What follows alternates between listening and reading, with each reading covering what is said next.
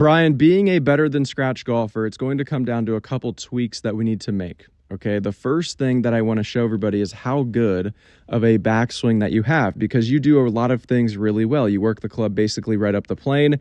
Your hands are working inside and around the turning of your hips and the turning of your body. That is really solid. That's going to allow you, Brian, to get into a position where your lead arm is parallel to the ground. Your hands are going right through your bicep and the club shaft is looking just slightly inside the ball. Okay, that's really solid there. Now at the top of your swing, Brian, what you're going to see is that your lead arm basically matches your shoulder plane. Your hands would be directly over your heels and the shaft is basically right on the plane in one line. Okay, that is really solid. And this is why, or part of the reason why, you are a +1 handicap. Okay, now in transition, you do a really good job of beelining your hands down to the golf ball and shallowing the club back down onto the original plane.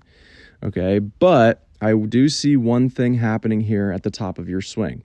Okay, you do have a slightly weaker grip and more of an open club face at the top, where the club face is pointing down towards the ground.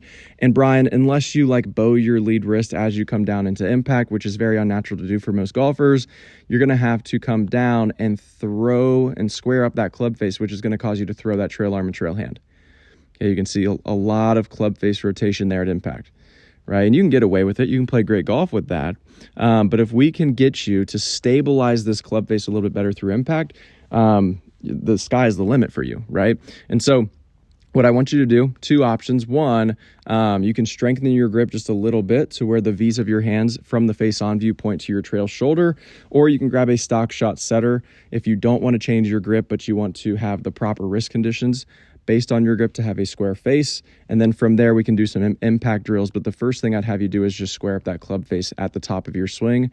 So when you come down, the club face is not as open as you come down into impact.